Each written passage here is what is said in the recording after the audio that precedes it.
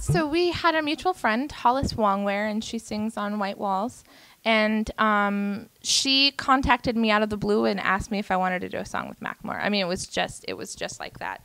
They sent me the track at 2 o'clock. I went in the studio at 6 o'clock. That's what we recorded, and that's the track. Like, I mean, it was literally in a day.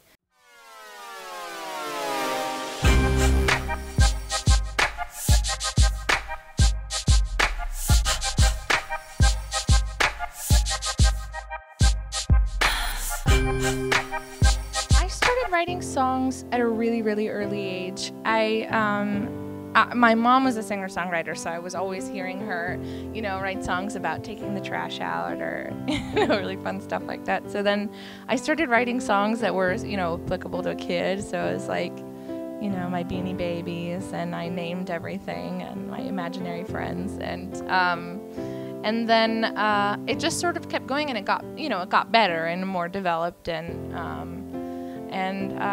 then I studied composition at Cornish College of the Arts, and just got, I think it just got better, you know.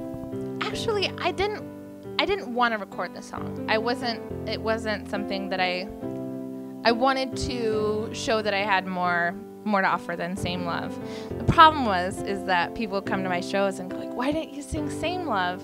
And I didn't want to sing to a track, and I really didn't want to rap.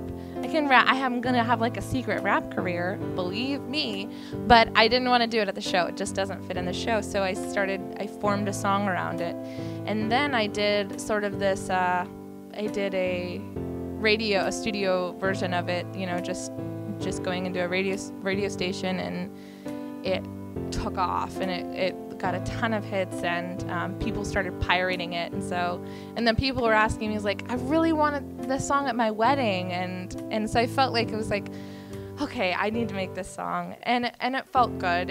I knew that it would do well, and so I felt like it was also an opportunity for me to tell another side of the story, you know, from a gay perspective, and from my experience, you know.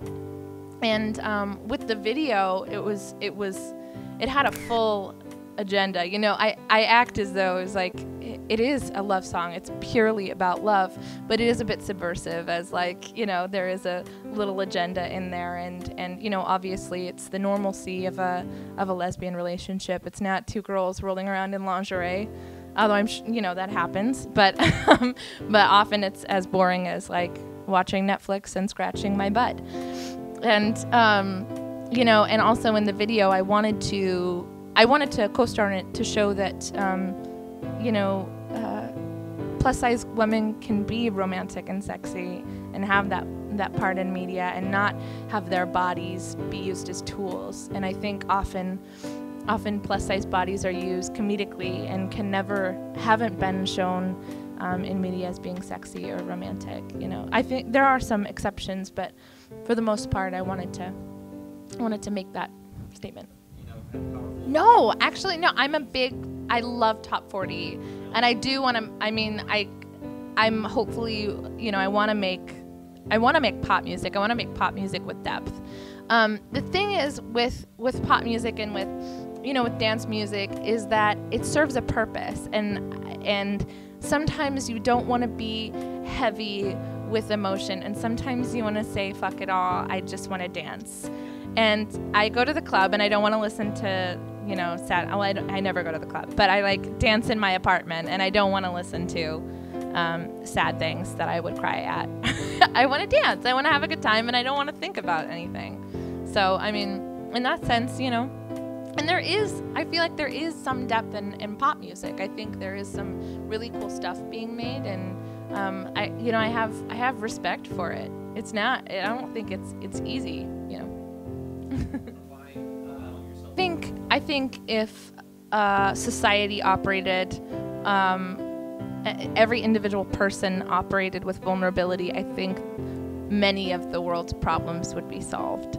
That's a firm belief I have. I think the minute we allow ourselves to be vulnerable, we're seeking human connection. We're able to connect with each other on a very human level. And when you do that, it's really hard to demonize somebody when you know them and when you've connected with them.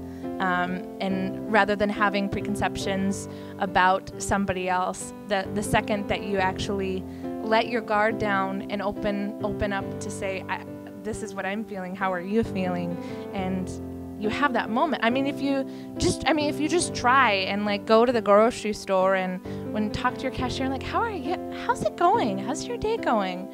And it's like, it's almost like a shock. Like, I'm okay. I'm about to go on my break. I'm feeling good. I have a sandwich. Like instantly you know something about that person. And I think that has the same thing to do with people that are extremely greedy. When you talk about money and power, the second that you allow yourself to be vulnerable and talk to somebody who's less fortunate, it's empathy. It's empathy and compassion, and it brings all of those things to light. I sang at Jennifer Hudson's face, so that was really cool. Singing with Jennifer Hudson was probably the peak of it. I really loved going on Colbert because I've just been such a fan of that show for so long, and to sing on that show and to meet him, and that was a really cool moment.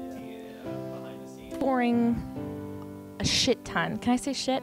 I'm touring a shit ton, and I'm on a little solo tour until October 20th, and then I go on the Macklemore tour October 22nd until mid-December, and then I'll be working on a record and videos and more touring, and then hopefully Europe, and then everything is happening.